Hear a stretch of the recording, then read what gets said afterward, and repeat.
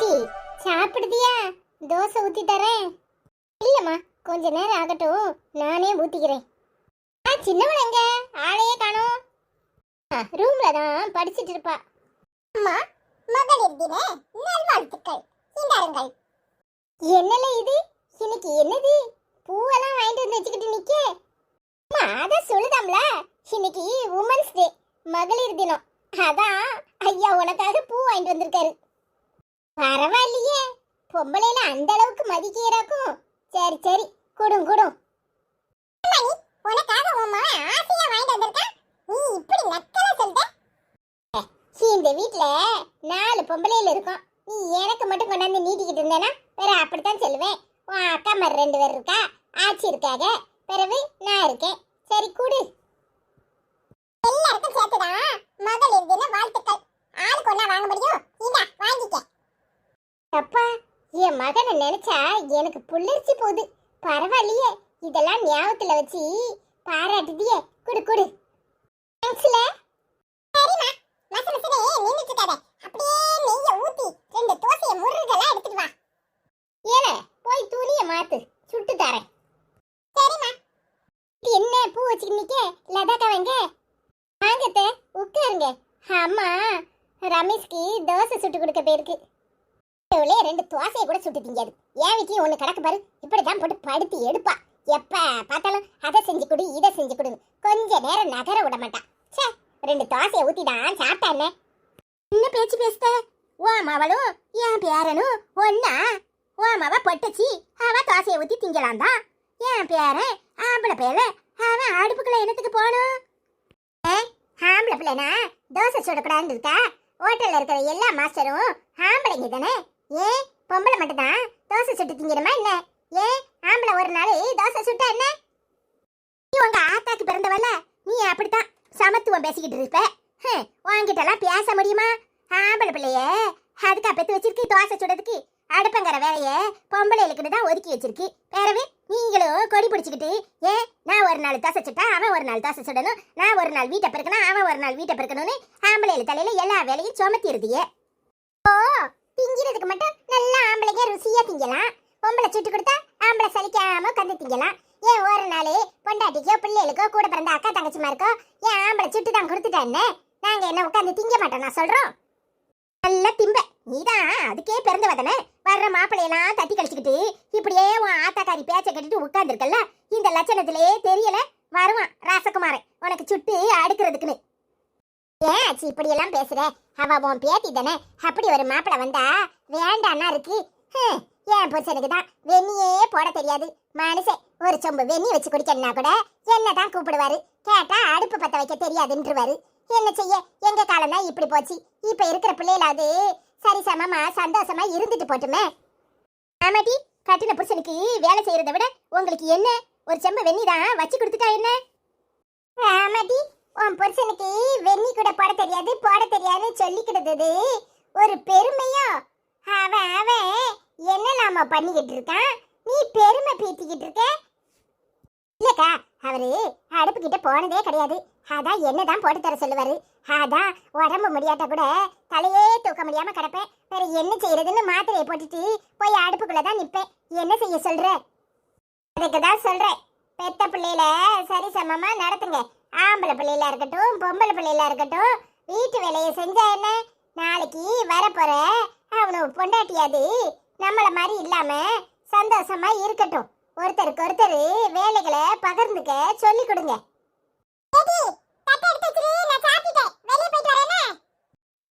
இங்க வரியா? என்னமா வருது? ஏய், இங்க வா. என்னமா? எதுக்குமா கூப்பிடுற? நான் அவசரமா போயிட்டு இருக்கேன். நொய்யி நொய்யின்னு எதையாவது சொல்லிட்டே இருப்பியா? இப்ப என்ன செய்ய சொன்ன அவளை? என்ன செய்ய சொன்ன? தின்னது நீ தானே. நீ தின்ன தட்டை நீ போய் எடுத்துட்டு போய் அலச மாட்டியோ? அவளை எதுக்கு எடுத்து வைக்க சொல்ற? என்ன பேசுற? அவன் ஆம்பளை பைய தின்னுட்டு போட்டுட்டு தான் போவான். அதை இவ்வளவுதான் கழுவி வைக்கணும். ஏன் பொட்டச்சிய வீட்டுல 1க்கு 4 பேர் கிடக்கமுல, நாம கழுவிக்கிட மாட்டோமா? நீங்க பேசாம வாயை மூடிக்கிட்டு இருங்க. எனக்கு நல்லா வாயில வந்துரும் பாத்துக்கோங்க.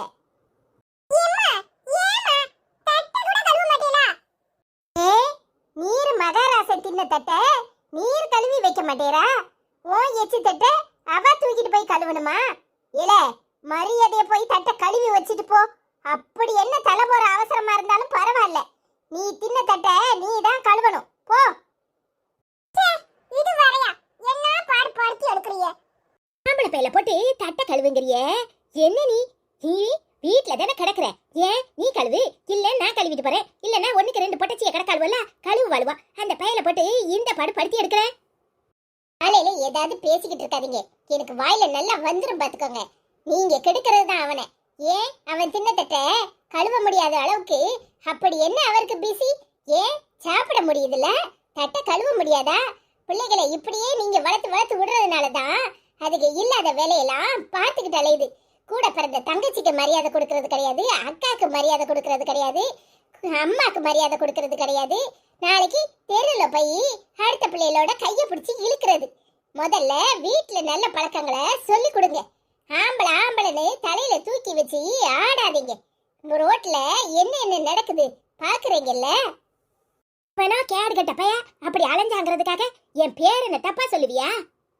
நீங்க பாருங்க, எவனோ ஒருத்தன் பண்ணுனா, எவனோ ஒருத்தன் கேடு கட்ட அலைஞ்சான், ஏன் பேரன் அப்படியா, ஏன் புருஷன் அப்படியா, ஏன் தம்பி அப்படியா இப்படின்னு சொல்லாதீங்க. அந்த எவனோ ஒருத்தனை நம்மள மாதிரி ஒரு தாய் தானே பெத்து வளர்த்திருப்பா. நல்லா யோசிச்சு பாருங்க.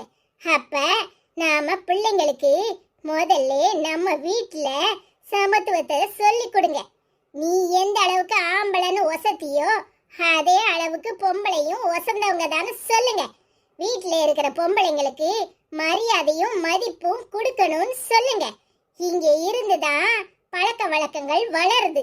இவன் இங்க எப்படி நடந்துக்கிறானோ அதே மாதிரிதான் வெளியவும் நடந்துக்குவான். முதல்ல வீட்டுல உள்ள பொம்பளைங்களை இவன் மதிச்சான்னா ரோட்ல போகும்போது அங்க உள்ள பொம்பளைங்களையும் மதிப்பான். இங்க நம்ம வீட்லயே பொம்பளைனா இவன் துச்சமா நினைச்சானா ரோட்லயும் இவன் எண்ணம் அப்படித்தான் இருக்கும். முதல்ல வீட்டுல உள்ளவங்களுக்கு மரியாதை கொடுக்க சொல்லி கொடுங்க. என்னமா பேசுற? அப்ப நான் உங்க யாருக்கும் மரியாதை கொடுக்கலன்னு சொல்றியா? ஆமா, மரியாதை எங்க கொடுக்கற? மரியாதை கொடுத்திருந்தா ஏய் தட்டை கழுவி வைன்னு சொல்லி இருப்பியா? என்னைக்காவது அவ சாப்பிட்ட தட்டை நீ கழுவி இருக்கியா? இல்ல அம்மா சாப்பிட்ட தட்டை நீ எடுத்துக்கொண்டு கழுவி இருக்கியா? யோசி.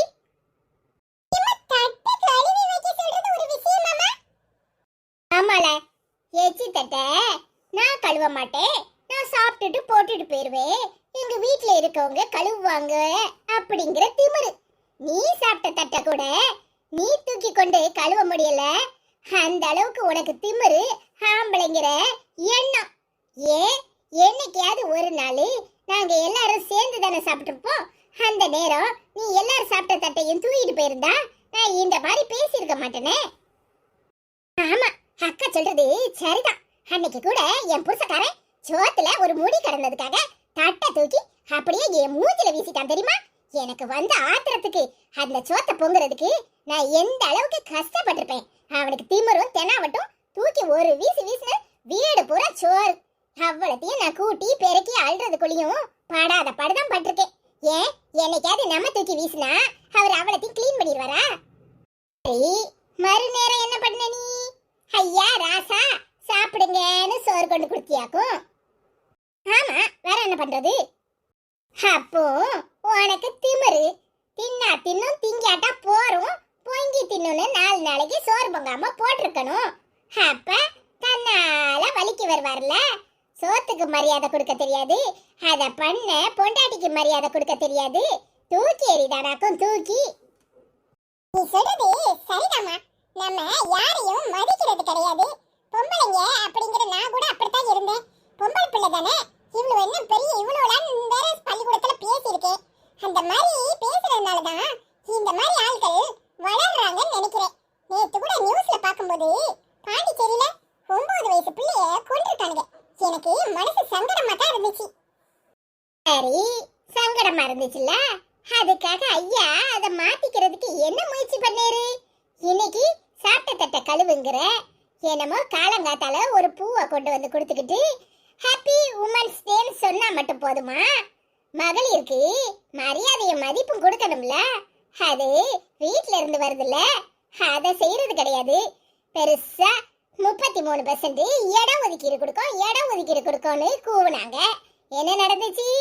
கடைசி வரைக்கும் ஒண்ணு இல்லாம கிடப்புல போட்டுட்டோம். அதையும் பொம்பளைங்க தானே சரின்னு சொல்றோம்.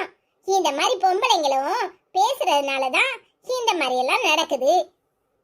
அதே நம்ம உண்மைதாங்க. இந்த மாமியாரே உன் மாமியாரே இந்த பேச்சு பேசுறாங்க, ஆம்பளை பிள்ளை வசதி பொம்பளை பிள்ளை வசதி இல்லைன்னு. பிறகு ஒவ்வொரு மாமியாரும் மருமகளுக்கு மரியாதை கொடுக்கறது கிடையாது. திரும்ப அந்த மருமகளோட தான் மாமியாரா வரா. அவளும் நம்ம மாமியாரா வந்ததும் மருமகளோட போட்டு படுத்தணும்னு நினைக்கிறோம்.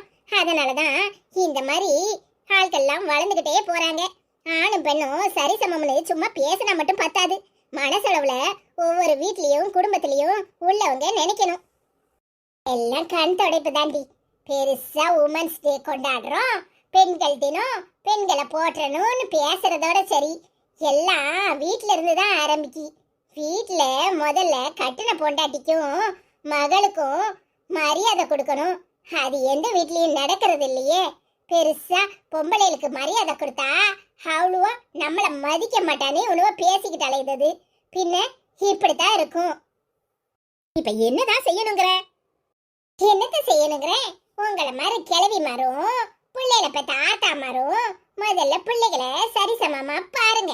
அவ்வளோ வேலைகளை அவ்வளோ செய்யணும்னு சொல்லி பழக்குங்க.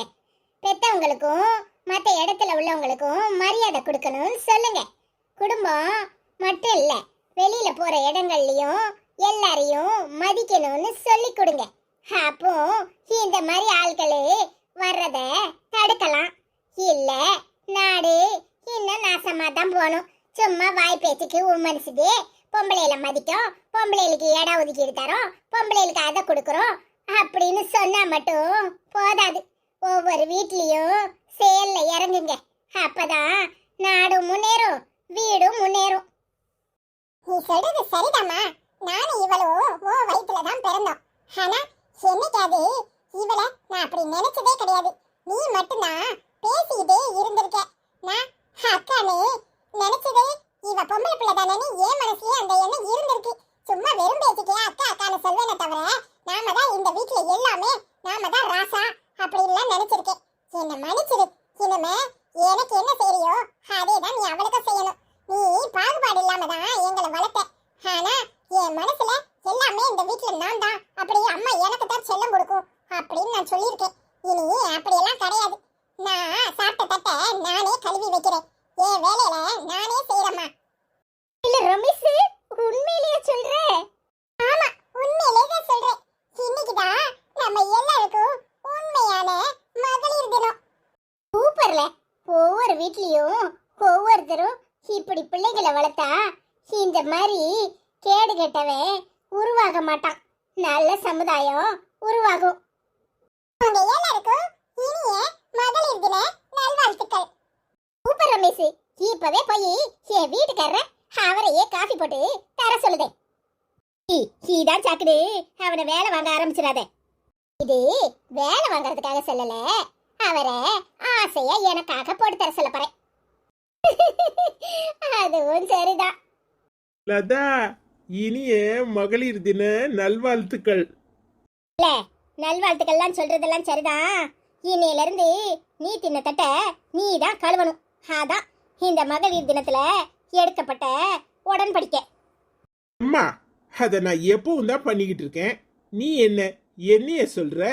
என்னை விட்டுட்டு யாரெல்லாம் பண்ணலையோ அவங்க கிட்ட சொல்லு. ஆமாத்த, அவர் எப்பவோ அவர் சாப்பிட்ட தட்டை அவரே எடுத்துட்டு போய் கழுவி வச்சிருவாரு. அது ஏன் வளர்ப்பில்ல, நான் வளர்த்தா என் மகன் அப்படித்தானே இருப்பான். பொய் சொல்லாதம்மா. நீ என்னைக்காவது என்னை எடுக்க விட்டுருக்கியா? லதா தான் அப்படி செய்ய சொல்லியிருக்கா. சரி சரி, இதுல என்ன இருக்கு? ஆம்பளைல என்ன பொம்பளைல என்ன? ஓ, இம்பட்டு நேரம் என்ன பேச்சு பேசிக்கிட்டு இருந்த பேரன் கேட்டுக்கிட்டு இப்ப அப்படியே பல்ட்டி அடிச்சிட்டியே. சும்மா இருட்டி, உடனே எண்ணிய பிடிச்சிக்கிட்டு வருவியே தொங்குறதுக்கு. நான் போறேன். அதான் இன்னைக்கு எல்லாருக்கும் சாப்பாடு ஆர்டர் கொடுத்துட்டேன். இன்னைக்கு மகளிர் தினம்ல நெட்டவெளிய வர சொல்லிரு, எல்லாரையும் வர சொல்லு. இன்னைக்கு எல்லாருக்கும் சாப்பாடு நம்ம வீட்டுல தான். இன்னைக்கு உனக்கு ரெஸ்ட். சூப்பர்ப்பா, ஜாலியா இருக்கும். சரிங்க